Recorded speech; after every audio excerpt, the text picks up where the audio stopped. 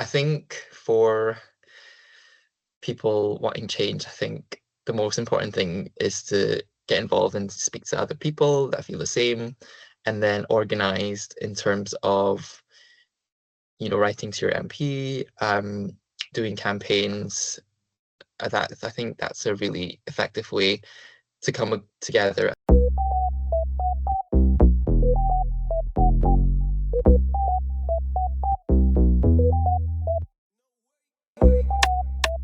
Hi, Ken. Welcome to the BPSA podcast. Hi, nice to meet you. I'm very excited to be here. Great. How are you today? Yeah, good, thank you. How are you? I'm very good, thank you. So I'd just like to start the interview by getting to know a little bit more about yourself. So I know you were previously a BPSA rep, and you're also currently on the LGBT plus network for the PDA. Yeah, that's right. Yeah. You're currently a qualified pharmacist as well. Yeah, I'm about almost 2 years qualified now. Amazing. And would you be happy to share a little bit more about your journey towards becoming a qualified pharmacist? Yeah, absolutely. So I'll just start a little bit from the back behind kind of and so I'm currently a surgical specialist pharmacist, working in hospitals, specifically the Western General Hospital. Um, and I did my foundation training in NHS 5, which is just north of Edinburgh. And before that, I did my university in University of Sunderland. So shout out to University of Sunderland, which I thought was great. 4 years I had there. It's a difficult relation. I have a difficult relationship with my uni days, but I really, really, really enjoyed my degree. I think they were absolutely fantastic, and they're really a credit to the UK as a school of pharmacy. And and then going way before that, so I'm originally from Malaysia, and I think for me growing up gay was like maybe a little bit difficult in some sense, but I was also like shielded a lot from the more like overt like discrimination. Um, I came out pretty early, like when I was 15, which in hindsight probably wasn't like the best decision for myself, because I think it did cause a lot of like anxiety for me afterwards, because I came out to a lot of people in a time in Malaysia where it wasn't necessarily like super duper accepted or like understood. Um, but I had like good friends, and like my family was kind of okay with it. So we kind of like trundled along a little bit. But when I was 17, I was exposed to this class called sociology, and it's basically the study of people, and I found that like very fascinating on how sociologists and social science kind of viewed people and viewed LGBTQ plus people, and it like inspired me to do more and learn more about the world. Um, and kind of at the end of it, I actually did like a presentation about like being gay, with the support of my teacher. Um, so that was like kind of maybe the first step for me going into like activism space, and like thinking, putting that hat on, be like education, you know, talking about like my own experiences. And I did that for like maybe a couple of years, even after like I've graduated. And I think over time I could see like those cogs in my brain turning, like I can see how my presentations are improved over time. Like I was able to reflect more on my own experiences, but also like handle my own like insecurities in terms of like being a sidelined a little bit by other people, because or like people talking behind my back because I was gay. Um, so yeah, I think that was kind of the beginnings of a young activist, maybe. Amazing. Thank you so much for sharing that. And so, what inspired you then to pursue a career in pharmacy? Yeah, so like I was very interested in science like growing up. Um, like I loved chemistry. I think like that was my favorite subject. And then I also wanted to do something that helped people and probably some influence from, again, my sociology classes. Um, but at that time, I didn't really think there was like a direct link between them. I was just like, oh, I want to kind of help people. It's a very general sense, but never thought of like application of that activism into pharmacy. So, but yeah, that was kind of like my way of getting into pharmacy and deciding on pharmacy. So you actually got involved in activism before you became a pharmacy student? Yeah, I think like the most prominent example would be that, um, like doing that in high school and like kind of with peers that maybe I wasn't quite ready to come out to, was probably one of the starting points for that, getting involved. Amazing. So I'd like to kind of move on now and discuss some of the current issues that are facing the LGBT community, Mhm. especially within the context of being a healthcare professional. Yeah. So with it now being June and Pride Month, I think it's very important to recognize that there is still the importance for Pride Month, not only as a kind of a celebration and acceptance of who we are, but also as an opportunity to educate others and as you're doing, like partaking in advocacy as well. Um, so the rights and protections of the LGBT plus community, they're still changing. I'm sure you've seen recently that one significant change was so the UK Supreme Court recently changed the definition of sex under the Equality Act as referring to biological sex assigned at birth. So, how do you think that this change may impact transgender patients accessing healthcare and also their willingness to access certain healthcare services as well? So yeah, I think this is a very like relevant recent ruling that the Supreme Court have made, and the Equalities Human Rights Commission, EHRC, um, have actually then released guidance that misinterprets it. It takes that ruling further to then exclude trans people from single sex spaces, which is illegal under the Equalities Act, actually, because then you're discriminating them against gender reassignment. I think it is quite a worrying trend to see how things has gone within like the UK within quite a short period of time, because LGBT rights, according to a recent ranking, UK was number one in 2015, and in 2025 it's actually 22. So it actually represents a significant drop. And during Pride Month, we need to remember that Pride started as a protest, and in view of this, like taking away trans people's rights, actually they do affect us all, because there have been now reports actually of people being harassed in public spaces, because they were perceived as trans, um, but they actually could be just someone who doesn't conform to their own beauty, to other people's beauty standards or societal standards of gender, which is actually really harmful to women. And the organization that actually prompted this act, or like prompted this kind of ruling, is an organization called For Women Scotland, which is very like ironic because they're actually removing rights from women by doing this. And cisgender women who don't necessarily conform again to societal standards of what womanhood should be are then discriminated against because of this. Because you can't just go up to someone and tell them no, you cannot use the bathroom, and harass them that way. Um, so it is a really challenging time, and this applies to hospitals as well, because there are talks of like a single sex base, but it's not necessarily always feasible because, again, the short staffing of hospitals, I think everyone know this by now, NHS not being funded appropriately, not having enough beds, not enough having staff. Um, so sometimes mixed gender base has to be like accounted for, or, for example, if like a trans woman if they feel more comfortable, should be put in the women's bay because that's their gender.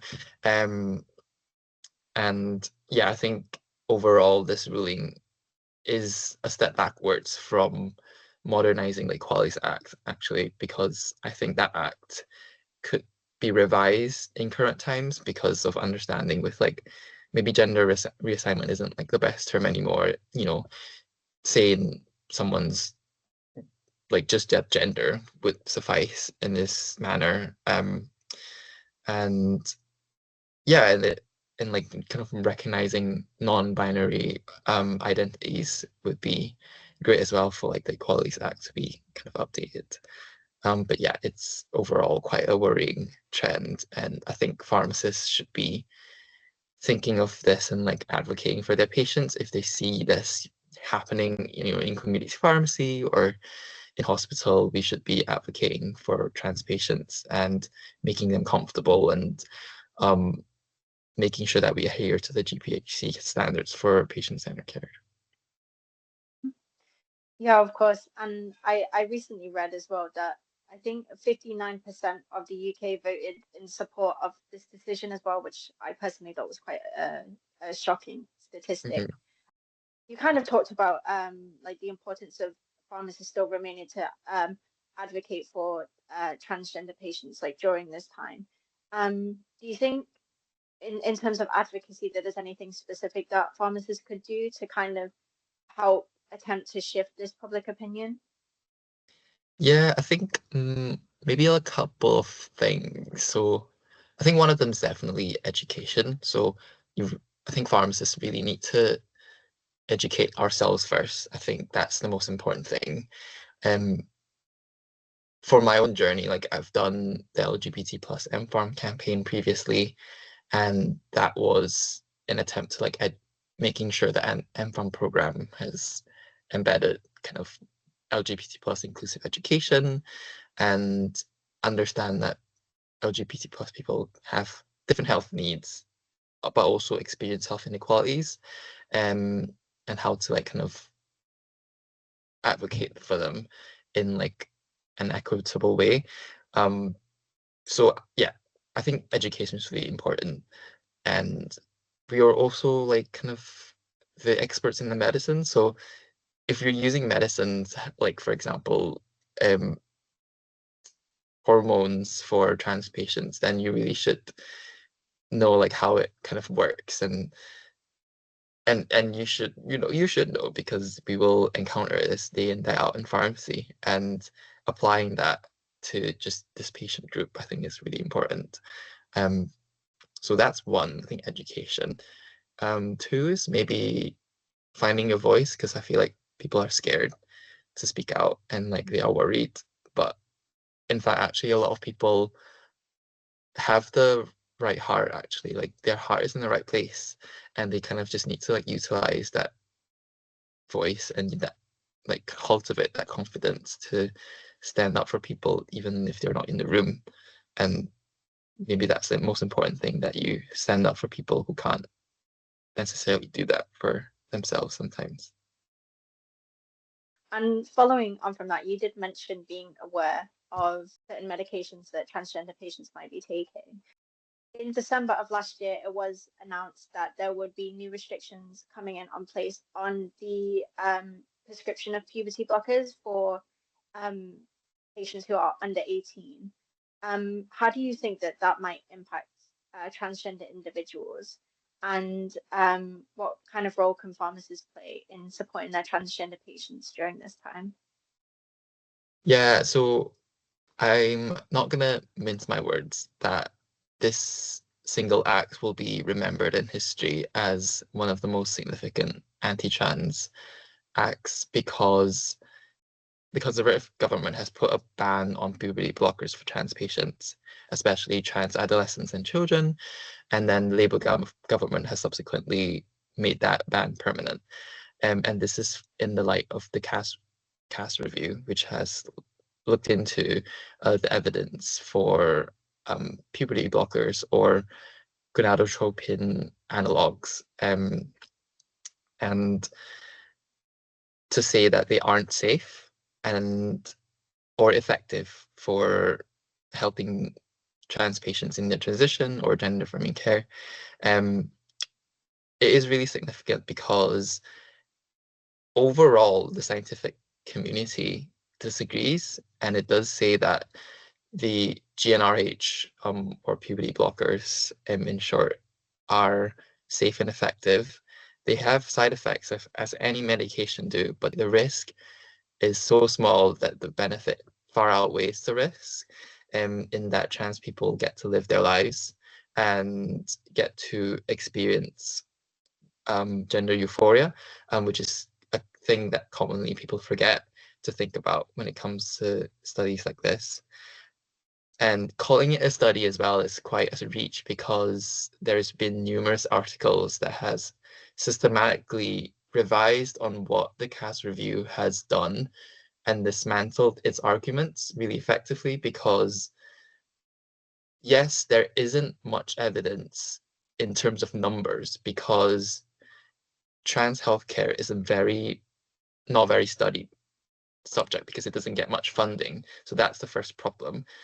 And then the studies we do get aren't like the most robust evidence because again, lack of numbers, but it doesn't mean it's not good evidence, and it doesn't mean we shouldn't use it. And it doesn't mean that we get to discount trans people's voices who've like gone through it and actually are absolutely fine and are living healthy and happy lives. So what does the puberty blockers do? Like I'll just do like a really quick whiz. So what it does is basically, and you'll have learned this in biology really, it works on the pituitary gland and then it subsequently reduces testosterone or estrogen release, actually both. And in puberty, that gives someone time to figure out if they want to go through their puberty. So if someone's assigned male at birth, if they want to go develop like secondary characteristics, and that period gives us, good insight to their gender dysphoria. So if someone's experiencing gender dysphoria for more than 2 years, or not more, maybe like the timing is like a little bit arbitrary, like as long as it's like persistent and it's like sustained, you trial that, and you recognize there's some risk, like there's some questions around bone density, but you can measure that. You can measure their vitamin D levels, you can supplement calcium, and you can do all the pharmacist things or medical things we can do to help them. And then once you go through that process, and when you've had that medication, is the patient better? And is the patient now happy and not going through puberty in their assigned sex at birth? So then if like a trans girl won't go through a male puberty, and that actually has a longer impact on their life because if they went through that, it can be really traumatic for her, and it can be like really difficult to reverse that once they're in adulthood. So these medications are really quite vital, and they're reversible because once you stop giving that, once you stop suppressing that pituitary gland, the secondary characteristics comes right back, and there's no like there's minimal risk compared to the actual risk to their mental health and well-being over time. So yeah, I think it is a really difficult thing to campaign against because what they've effectively done is made the supply of puberty blockers illegal to trans children. And what the question here is like, well, what is the duty of a pharmacist then? We can't just allow trans children to suffer, and the only thing the CAS review has done is to say, oh, well, they need better mental health services, but no one can access mental health services. There's nothing in place for them. So I think it needs to be looked into, and it is currently being looked into, at how like biased it is and how damaging it is to trans people and trans rights. And that is part of the problem of the drop in LGBT plus rights. And if pharmacists aren't careful of this, and if people aren't careful of this, this is going to lead to other more severe violations of human rights, really. Like, and to draw some parallels as well, in the early 1930s or 40s, I think in like or maybe late 1930s, um, when the Nazi Germany first began their book burnings, they started with the Institute of Sexology, which kind of translates into an institute that kind of studies transgender healthcare, really. And they targeted the Jewish, Marcus Hertzfeld, I think his name is. Um, that's the first person they target because they knew that trans people represented a risk to them, and they're an easy minority to target. And I think that's the same that's happening in the UK. And to use the F word, fascism, unfortunately, is on the rise again. Um, it sounds very bleak because it is for trans people, and it is very scary for them. There is a survey done recently that quite a significant majority of trans people wish to leave the UK because it's been non-stop, and the vitriol that has been, in Parliament, in the media, in a lot of everyday life, that people have been targeting them for really quite, that's a bigger issue why we're targeting trans people. But the fact is, trans people are significantly being targeted.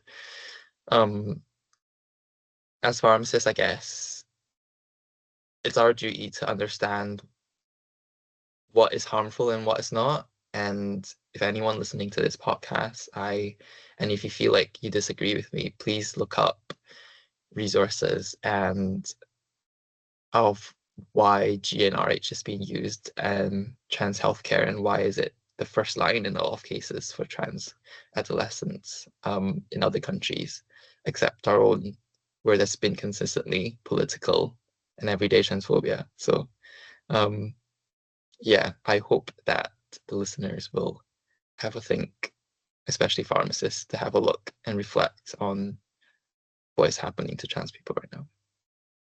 And I feel like it's impossible to kind of talk about this topic without mentioning, as you already have, the mental health epidemic that we've got going on, particularly with LGBT plus individuals.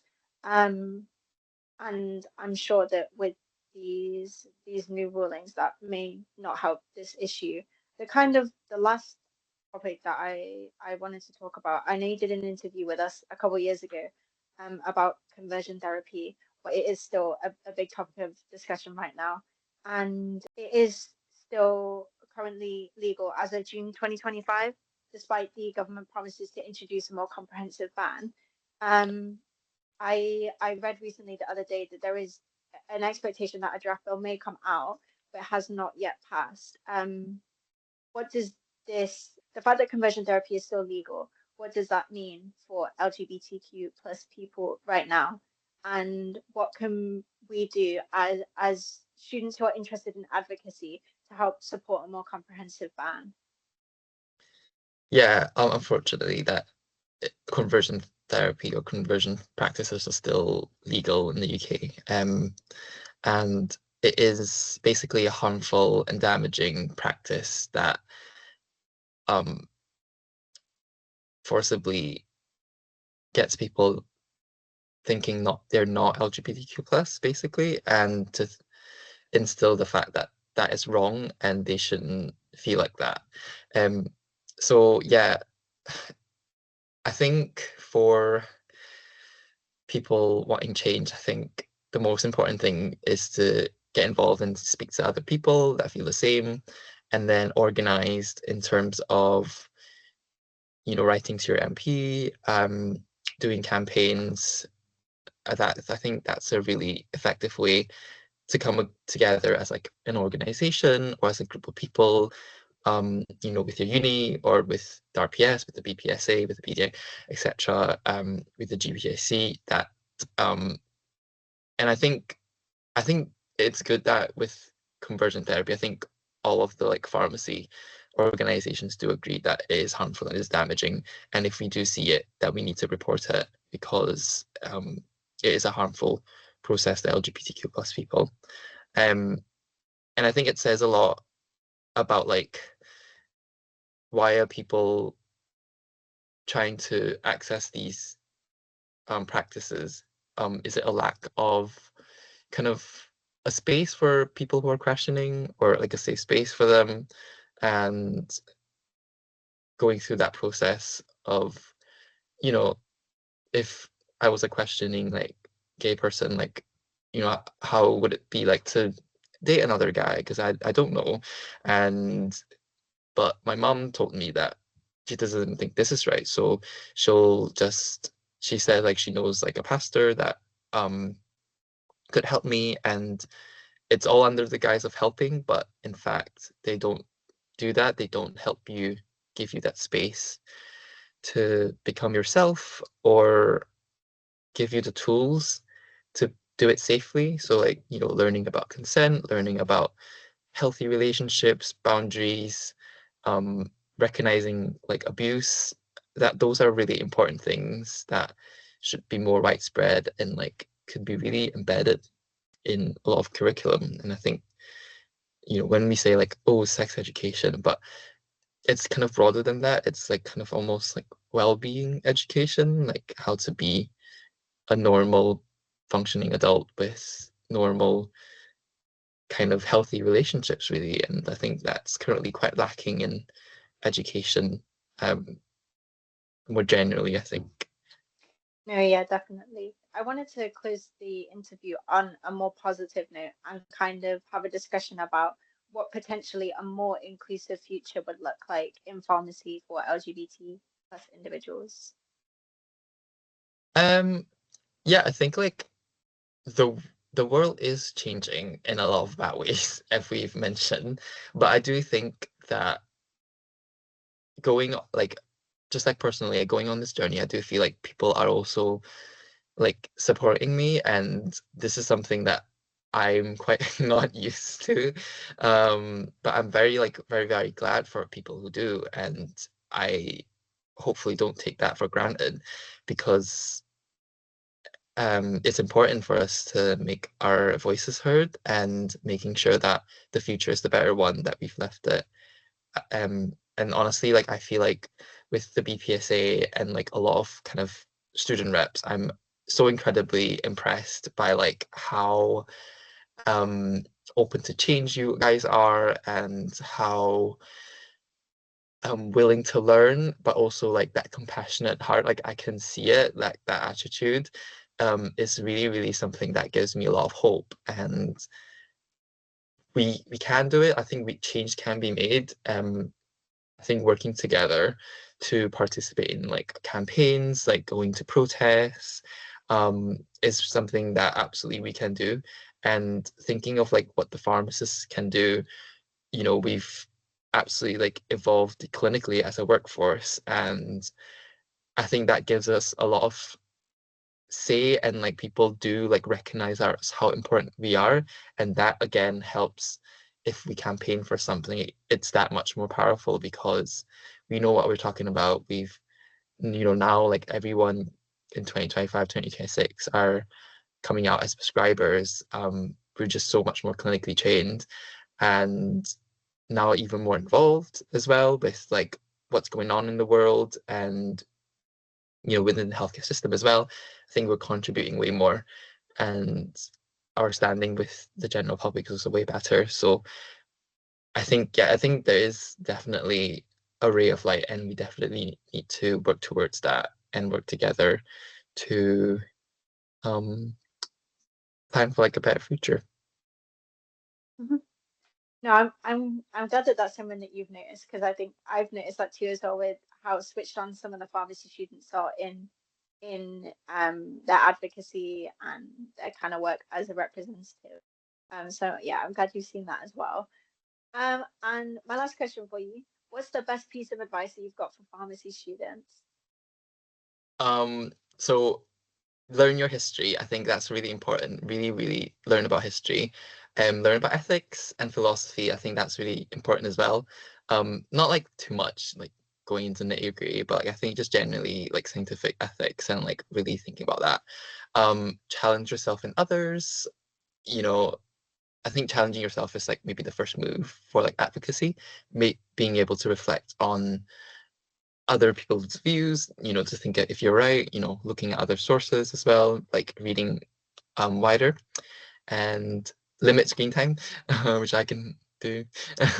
Read more books and definitely like give yourself grace because you can't do this on your own and expecting to do everything is impossible. And even for yourself doing this like podcast, just like remember to look after yourself and yeah, just being able to say no to stuff is completely fine and you're not disappointing anyone. And if they're saying that, then they're wrong because your well-being is the most important thing as well. Mhm. Okay, amazing. Thank you so much for joining us today. This discussion has been really insightful and also educational, I'm sure, as well for our listeners. So thank you so much for giving up your time to join us. Thanks, Molly. Thanks for having me.